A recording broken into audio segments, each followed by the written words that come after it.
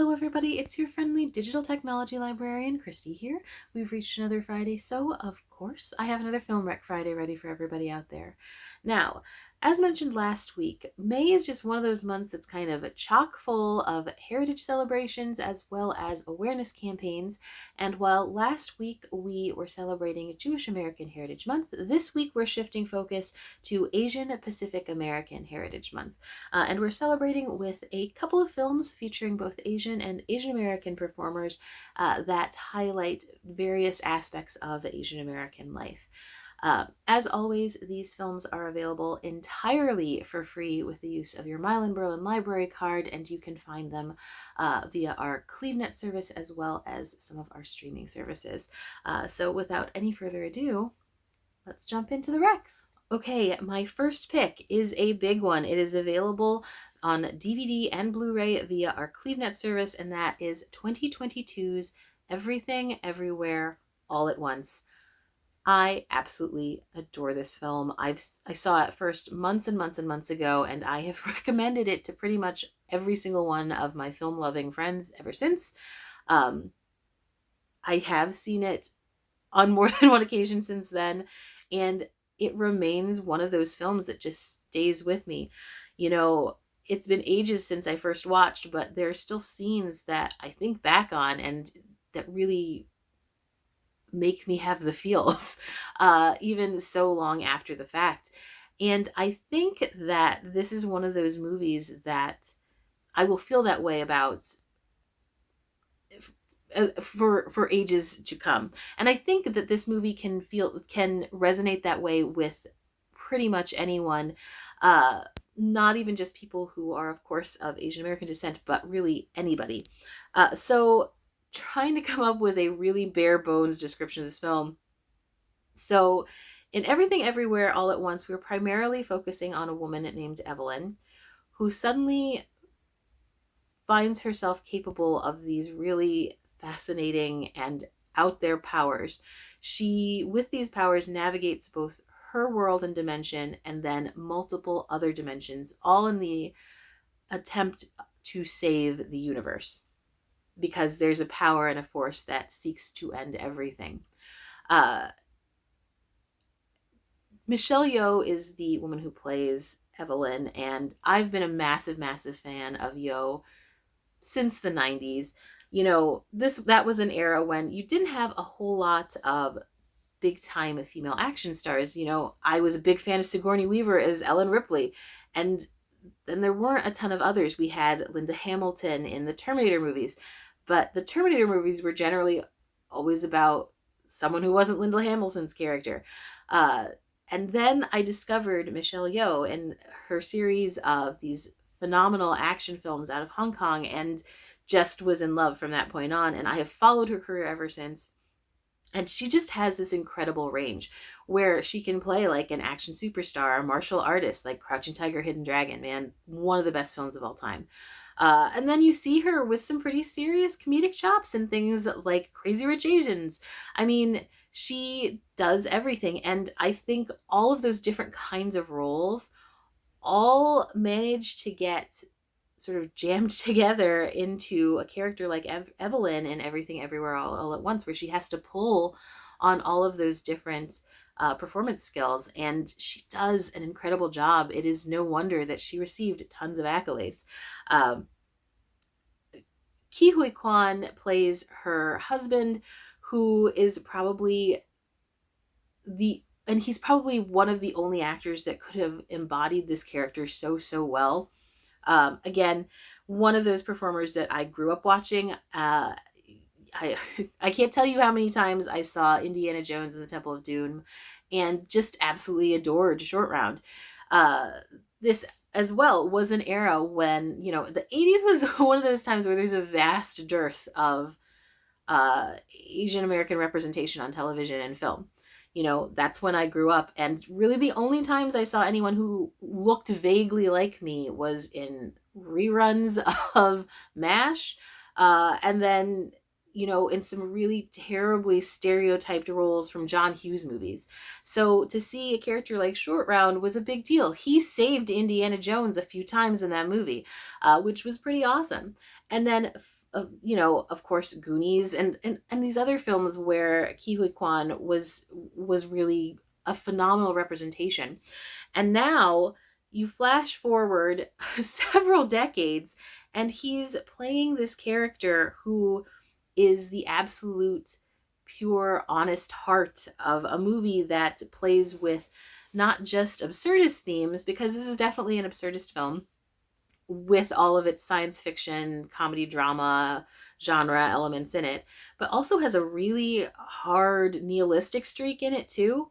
And then you have Ke Huy Quan and his very heart centric performance. And he's like this warmth that just sort of spreads through every scene. And that's really key to that film working. And it really, really is. He is able to pull other characters from a more dark nihilistic viewpoint and their goals, and is able to sort of turn the tide when he needs to. And I can't think of another actor out there that would play this role as well. And it was also just, again, lovely to see this performer who had been so beloved in my childhood, who had essentially disappeared from the scene for so many decades, and then to see him arrive again with all of the accolades. Like, watching him, this movie is so meta on so many levels. Watching Ke Huy Quan win award after award for this phenomenal performance was just like weirdly cathartic in a lot of ways. As far as being an Asian American film viewer and having watched this career go, so you have elements of ridiculously skillful performance in here. Other people who are phenomenal. Jamie Lee Curtis, she also won massive awards for her role and is very much a key player in this movie. The fact that you've got so much power behind it. I mean, the Russo brothers of Marvel fame, they produced this, so they believed that this was an important and really exciting movie to make. There's just so much going on behind the scenes that's just as important and impactful as everything that you're seeing on screen. But that does not detract from the fact that just in general, Everything Everywhere All at Once is highly entertaining. If you happen to like really interesting science fiction stories, this definitely fits the bill. I love tales that sort of deal with multiple dimensions and the whole concept of timelines and time streams, and how very small decisions, choices, and actions can butterfly effect and affect the world in a huge, huge way. Like, that's incredible, and that's definitely explored in this. If you happen to like beautifully filmed and produced movies, this one is really, really gorgeous. If you are a Wong Kar-wai fan, you can absolutely tell that the filmmakers were heavily influenced by his styles. There are a couple of light sequence scenes that definitely reminded me of Chungking Express, and a couple of scenes from there. Not copies, but definitely, that someone saw that movie and was like, that's a really beautiful effect. I want to employ that element in some film that I've done, that I do in the future. And there are lots of little recalls from other Wong Kar-wai movies that you see pop up here. Like I said, acting just across the board incredible. The sound and the music are absolutely gorgeous too. This is just one of those movies that I just want everyone to watch. I think that it is emotionally evocative in a lot of ways that many other films that have tried to do some of this sort of stuff have not been as effective in, and I just loved it so much. Again, it goes far beyond the idea of a science fiction comedy drama. It's way more than that, with its nods about generational trauma to basic family stories that go across the board. it's one that everybody should watch, and that you should absolutely, at the very least, give a try. So again, Everything Everywhere All at Once, available on DVD and Blu-ray via our CLEVNET service. My other recommendation for this week is also available on DVD or Blu-ray via our CLEVNET service, and that is 2021's Minari. Now, in this film, we are following a Korean-American family as they move from California to rural Arkansas in order to start their own farm. This movie, man, has one heck of an emotional arc. In places, it will absolutely devastate you, and in others, it will be so incredibly inspirational. Uh, and it's amazing to see how deftly the filmmakers are able to navigate those two feelings, because they do. And it's not like first half sad, second half happy. It weaves those two feelings throughout the movie, and it takes you on a journey that will have you definitely feeling a bit wrung out at the end, but in the best of ways.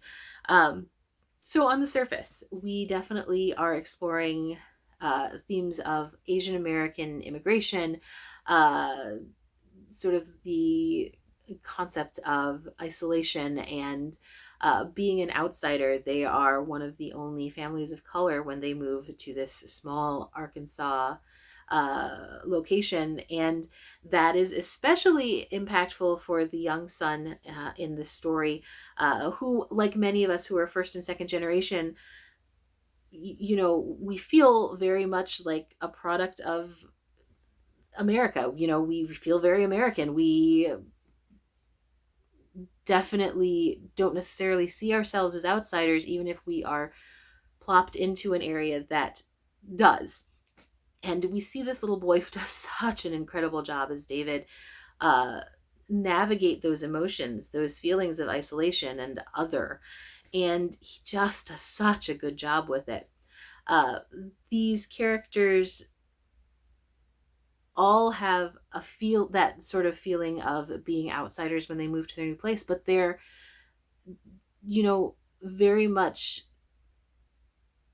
seeking out the American dream. They want to find success. The idea that they could create or Korean produce to then sell to an American audience. And they're very focused on this, and they want to succeed, especially the young father, who's played by Steven Yeun from Walking Dead, probably the most recognizable actor within this cast. And he also has like these feelings of being an outsider, but really wanting to push forward in order to find success with what he's doing. So yes, you have these surface level, this sort of other family coming into a community and trying to make a go of it. But besides that, we have some really like universal themes in general.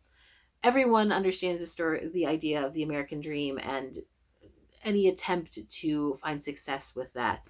But beyond that, we're really exploring sort of the fascinating picture of what I think the new the new, more social media focused generation feels is a kind of pastoral perfection of rural life versus, the real challenges of running a small farm. As someone who grew up in an area that was very much rural, like, you see small farms every day. You see how much your friends and your family members have to work and struggle in order to make ends meet and in order to find success in running these small farms. Whether we're talking about newly launched farms from small families like the one featured in Minari, or you're talking about multi-generational families, that is in fact because some things are very much dependent on Mother Nature. And if you have a bad crop year, you have a bad crop year. And that doesn't necessarily get covered in really pretty Instagram pictures. So that's definitely one of the very strong, heavy themes within here. The idea that, through no fault of any individual, things can really take a turn for the worst simply because poor luck with nature. And anytime you're dealing with crops, there's not an enormous amount that you have control over in the end. You're also just dealing with the idea of family, and, you know, anytime you have multiple generations thrust into certain situations, you're going to have friction, and add the other elements that this particular family is facing to, just multi-generational uh, confrontation, and it gets even bigger and more explosive. And so, this is a movie that I feel anybody can relate to, because it's just standard themes, but then it has this extra layer of nuance that, you know, is exposure to something else, or is potentially nuanced because you're a part of that particular culture. Performances across the board, absolutely incredible. Uh, you know, Minari was another one of those films that, while a very small film that didn't get a huge amount of play in major multiplexes, during the award circuit time, we saw a lot of attention sent its way because the acting is so strong.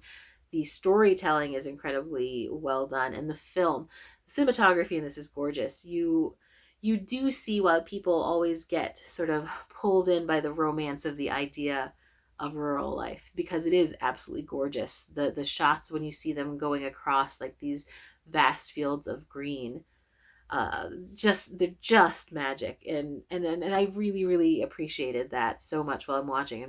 There are several moments where it's like, this is so beautiful, this shot is gorgeous. And it's not often that you feel that way, where you're pulled out for a second just because something is so pretty.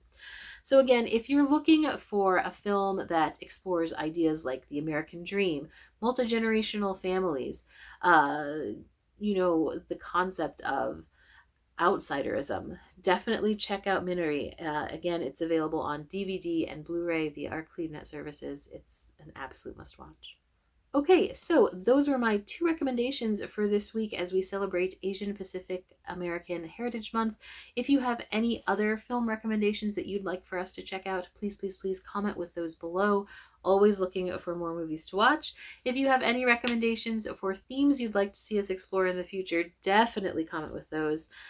As always, thank you so, so much for joining me. I love putting lists like this together.